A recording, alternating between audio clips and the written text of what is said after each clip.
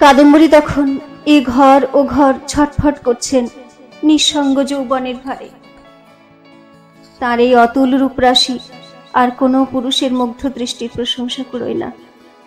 পোষা হরিণ শিশুর মতো পায়ে পায়ে ঘোরে না কোনো রবি।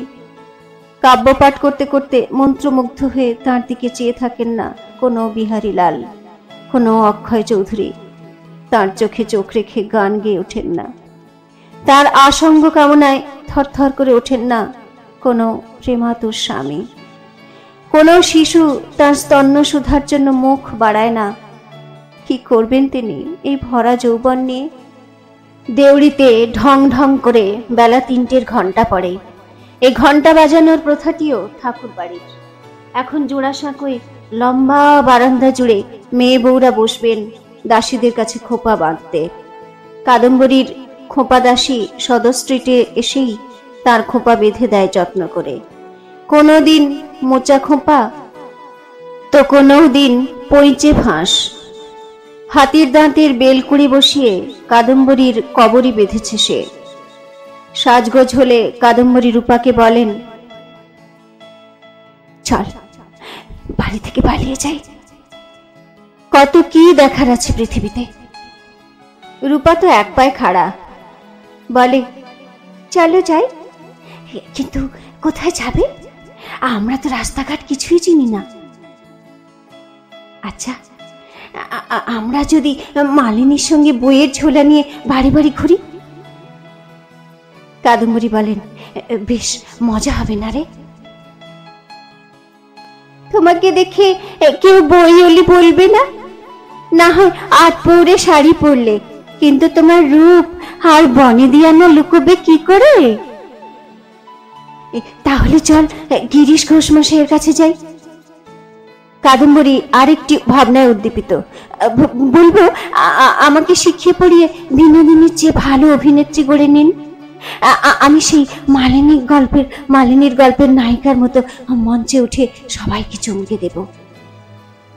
আর নতুন দাদা প্রচন্ড রেগে মঞ্চে উঠে তোমাকে মারতে যাবেন। রূপা হেসে কুটোকুটি হয়।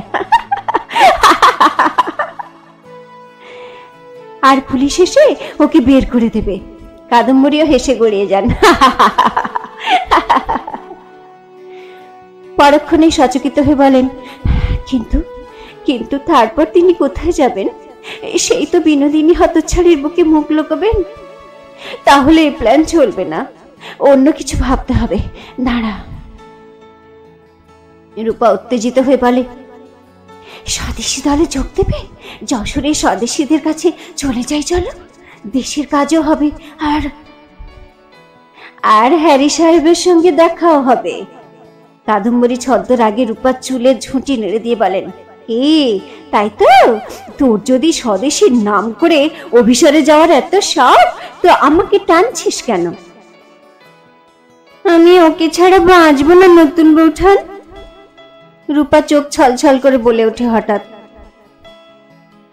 কিন্তু বাড়ির কেউ কি মেনে নেবে এই সম্পর্ক? তুমি আমাকে বাঁচাও।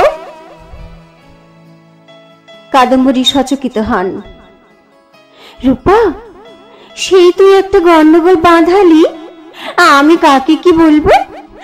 সে একটা চালনি চুলনি বাউন্ডুলে সাহেব, তার উপর এখন আবার স্বদেশী করছে। পুলিশের খাতায় নাম উঠে গেছে হয়তো।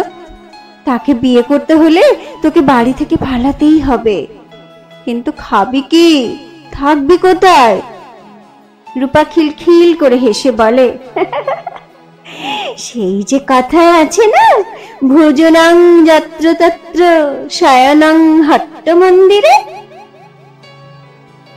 সে যে কি অপরূপ দৃশ্য হবে রূপা। কাদম্বরীও হেসে লুটিয়ে পড়েন।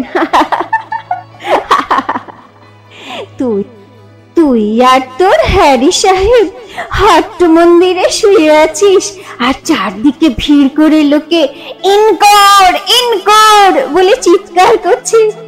আহা, যা, তুমি যে কি কথা বলছো নতুন বৌঠান। রূপা লজ্জা পেয়ে ছুটে পালায়। দরজার কাছে কারো পায়ের শব্দে চমকে ওঠে কাদম্বরী। দেখলেন রবি এসেছে। তার চোখ অভিমানে ছলছল করে ওঠে। চট করে মুখ ঘুরিয়ে নিয়ে কাদম্বরী বললেন, বেঁচে আছি কিনা দেখতে এসেছ রবি? রবি কাছে এসে নতুন বৌঠানের থুতনি ধরে নিজের দিকে ঘুরিয়ে নেন। কাজল নয়ন থেকে গড়িয়ে পড়া অশ্রুটুকু পরম যত্নে মুছে দেন আঙুল দিয়ে। তারপর বলেন, রাগ করো না। প্রতিদিন তোমার জন্য আমার দুশ্চিন্তা হয়। প্রতি রাত তোমার কথা ভেবে ভেবে আমার ঘুম আসে না, কিন্তু আসতে পারিনি কিছুতেই।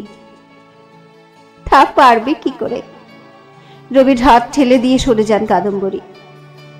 এখন তোমার নতুন বউয়ের সঙ্গে পুতুল খেলার সময়। এখন কি আর বুড়ি বৌঠানের সঙ্গ ভালো লাগে? রবির মনে তীব্র আবেগের ধাক্কা লাগে। প্রতি পল অনুপল যাকে মনে পড়ে, যার ছায়া থেকে সরার জন্য নিজের সঙ্গে যুদ্ধ করতে হয় পল অনুপল, সেই মন প্রতিমা এ কথা বলছেন। রবি আর্তনাদ করে ওঠেন, যদি বুক চিরে তোমাকে দেখাতে পারতাম নতুন বৌঠান, আমার ক্ষত বিক্ষত মন। মিথ্যে বলো না রবি।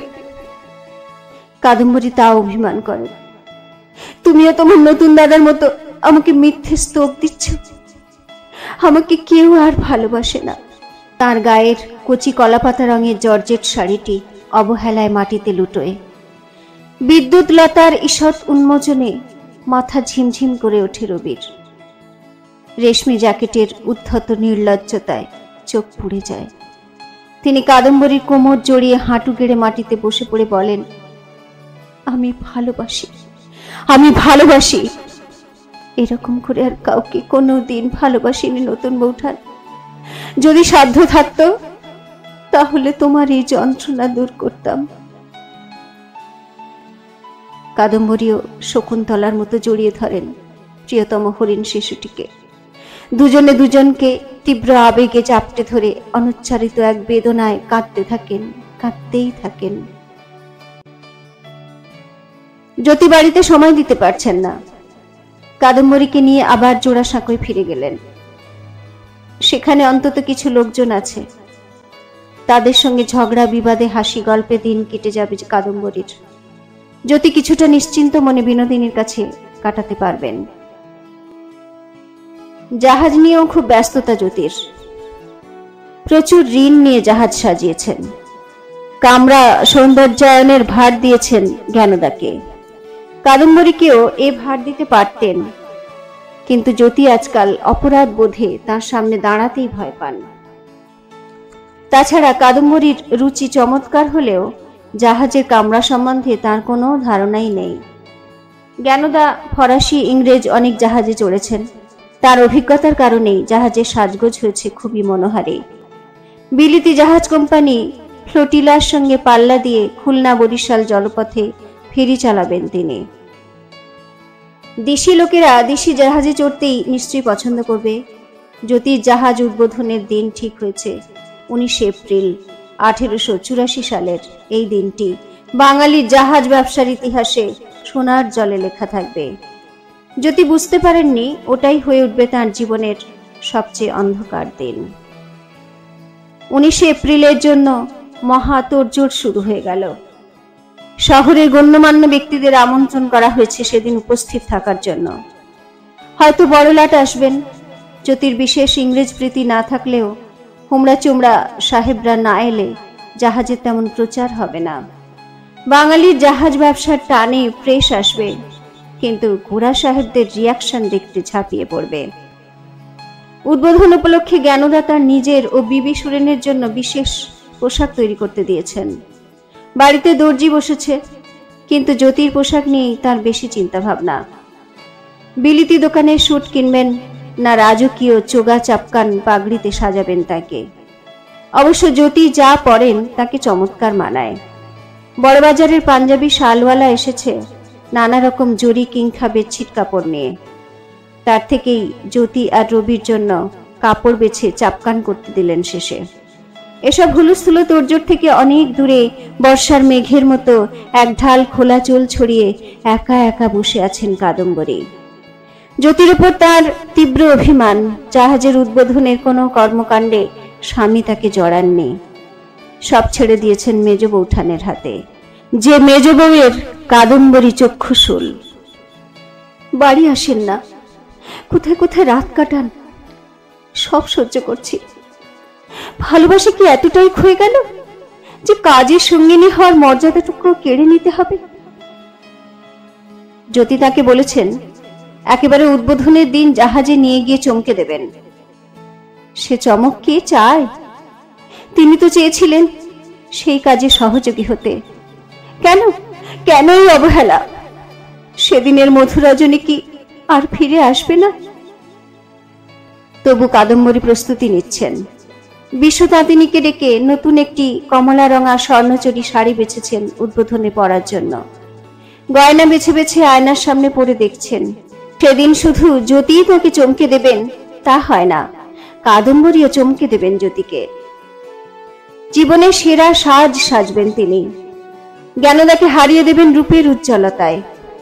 যখন জাহাজে ডেকে গিয়ে দাঁড়াবেন, লোকের চোখ তাকেই ঘুরে ফিরে দেখবে। জ্ঞানদা তার চেয়ে অনেক সৌভাগ্যবতী হতে পারেন, কিন্তু রূপে ও সংবেদনায় তার ধারে কাছে আসতে পারবেন না, জানেন কাদম্বরী। ঠাকুরবাড়ির অন্দরে সে কথা চালু আছে। সেই রাগেই হয়তো মেজ বউ জ্যোতিকে তার কাছ থেকে কেড়ে নেওয়ার চেষ্টা করেন।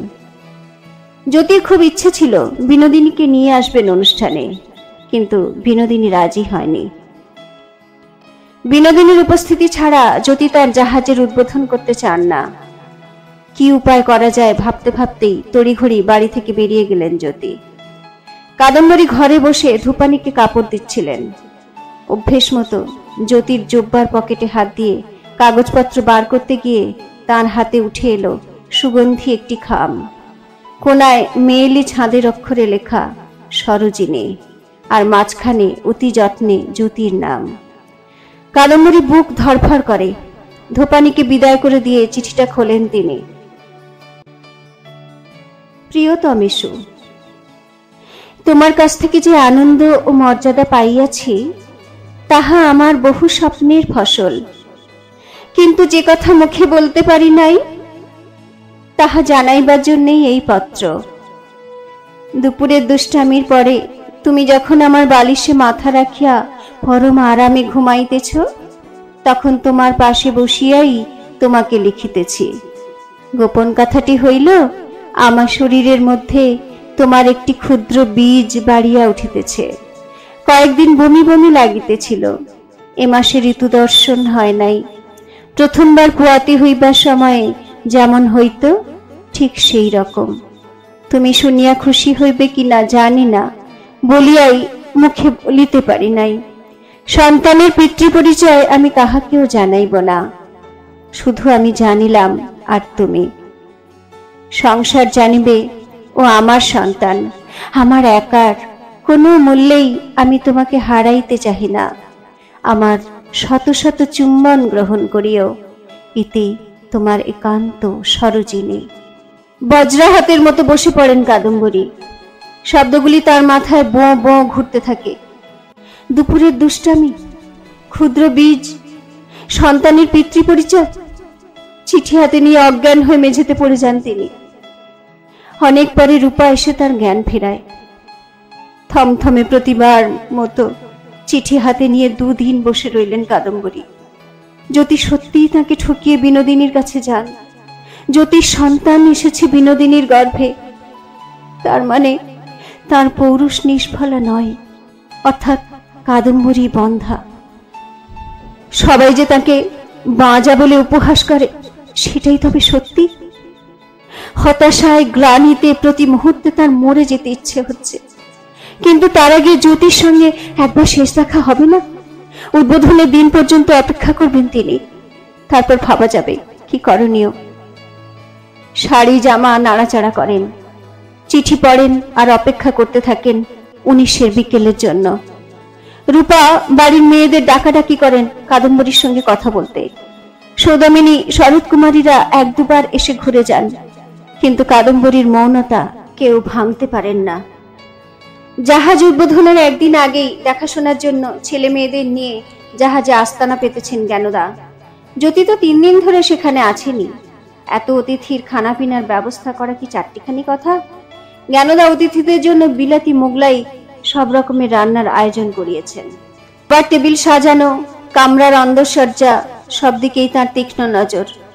গান বাজনার আয়োজন অবশ্য রবি আর অক্ষয়ের দায়িত্ব। তারাও অনবরত আসা যাওয়া করছেন জাহাজে। একদিকে প্রবল কর্মযজ্ঞ, আর অন্যদিকে অনন্ত প্রতীক্ষা। কাদম্বরী ভাবছেন কিভাবে জ্যোতির মুখোমুখি হবেন। কিছু বলবেন নাকি বলবেন না। ছলনার অভিযোগে জ্যোতিকে কাঠগড়ায় দাঁড় করালেও তিনিও যদি কাদম্বরীকে বাঁজা অসম্পূর্ণা বলেন, এসব চেপে রেখে হাসি মুখে তার সামনে কি দাঁড়াতে পারবেন কাদম্বরী? জাহাজে তখন শেষ মুহূর্তের চাপ। পিয়ানোয় বসে রিড নাড়াচাড়া করতে করতে রবি একবার জানতে চান, জ্যোতি দাদা, নতুন বৌঠানকে আনতে যাবে না? যাব বলে পিয়ানোয় বসে পড়েন জ্যোতি। একটু পরে যাব, ভাটার টান কমুক। তা তোর বউকে আনছিস না কেন রবি? সে তো আমি জানি না, তার কথা মেজ বৌঠান জানেন, রবি আনমনে উত্তর দিলেন। কাজের লোকেদের ডাকাডাকিতে আবার অন্যদিকে চলে যান জ্যোতি। কাদম্বরী উদ্বেগে ঘরে বাইরে করছেন।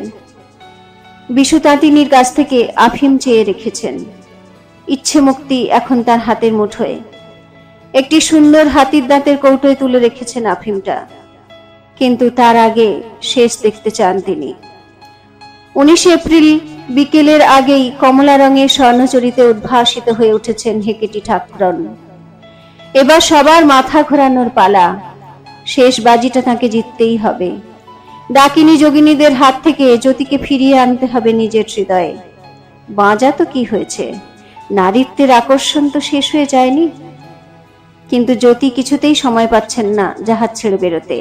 চিরকালের মতোই শেষে রবিকে বললেন কাদম্বরীকে নিয়ে আসতে। রবি জানেন কাদম্বরী অগ্নিগর্ভ হয়ে আছেন। তিনি সাহস পান না, বলেন, না জ্যোতি দাদা, আজ তোমাকেই যেতে হবে। আজ আমি তাকে সামলাতে পারবো না।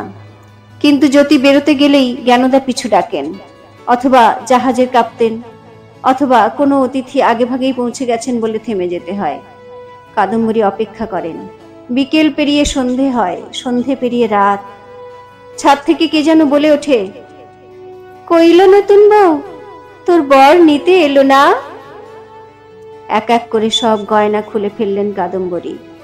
শাড়ি খুলে মেঝেতে ফেলে দিলেন। শাটিনের পেটিকোট আর রেশমি জ্যাকেট পরে শুয়ে পড়লেন বিছানায়। কারা যেন জানলা দিয়ে দেখে যাচ্ছে, কি সব বলছে। ঘোরের মধ্যে কাদম্বরী শুনতে পেলেন, জাহাজের নাম রেখেছে সরোজিনী। ওহ, কি অপমান! অনেক রাতে উঠে হাতির দাঁতের কৌটো খুলে 10টা আফিম মুখের মধ্যে ঠেলে দিলেন কাদম্বরী। তারপর জল খেয়ে মাতালের মতো টলতে টলতে শুয়ে পড়লেন মেঝেতে। সকালে তাকে মৃতপ্রায় অবস্থায় আবিষ্কার করার পরে শুরু হলো জমে মানুষে টানাটানি। যন্ত্রণায় ছটফট করছেন কাদম্বরী। তার 25 বছরের স্বর্গীয় সৌন্দর্য রাশি যেন ক্রমশ বিষাক্ত আইভি লতার চেহারা নিচ্ছে। রবি টানা 2 দিন তার শয্যার পাশে বসে রইলেন অপরাধী হৃদয়ে। জ্যোতির অবস্থা উদ্ভ্রান্তের মতো। সত্যি সত্যি কাদম্বরী যে এমন কাণ্ড ঘটিয়ে ফেলবে, এটা তার ভাবা উচিত ছিল। সেরেস্তার কাজ বন্ধ। 2 বিখ্যাত ডাক্তার নীলমাধব হালদার ও সতীশচন্দ্র মুখোপাধ্যায়কে বাড়িতে রেখে চিকিৎসা করেও কিছু করা গেল না। 21 এপ্রিল ভোরে কাদম্বরী মারা গেলেন। তার শেষ যাত্রায় সঙ্গ নিলেন রবি, সোমেন্দ্র, দীপেন্দ্র, অরুণেন্দ্র। সারাটা পথ রবি একটিও কথা বললেন না, ফিরে এসেও না। 24 বছরের জীবনে মৃত্যুকে এত কাছ থেকে আগে কখনো দেখেননি তিনি। তার সবচেয়ে আপন মানুষটি অভিমান করে চলে গেলেন। কত কি স্বাদ অপূর্ণ রয়ে গেল, কত কথা অকথিত রইল। আর একটু মনোযোগ দিলে এই বিপত্তি ঘটতো না। জ্যোতি দাদা দূরে সরে গিয়েছিলেন বলেও রবির উচিত ছিল আরো কাছে এগিয়ে আসা। এই আফসোস কখনো যাবে না। মহর্ষির নির্দেশে পুড়িয়ে ফেলা হলো কাদম্বরীর শেষ চিরকুট। বিনোদিনীর চিঠিপত্র, এমনকি মৃতার হাতের লেখাও খবরের কাগজে মোটা রকম ঘুষ দিয়ে খবর বন্ধ করা হলো। এইভাবেই ঠাকুরবাড়ির সুন্দরীতমা বিষণ্ণতমা নারীটির মৃত্যু ঢাকা পড়ে গেল অনন্ত রহস্যের মোড়কে। কিন্তু রবির হৃদয় থেকে তাকে উপড়ে ফেলতে পারলেন না কেউই। কাদম্বরীর প্রথমবারের আত্মহননের চেষ্টার পরে তারকার আত্মহত্যায় রবি লিখেছিলেন, যদি কেহ শুধাইত আমি জানি কি সে কহিত, এতদিন বেঁচে ছিল আমি জানি কি তারে দহিত। এখন আবার ঘোরের মধ্যে একটার পর একটা কবিতায় নতুন বৌঠানের সঙ্গে কথোপকথন শুরু করলেন তিনি।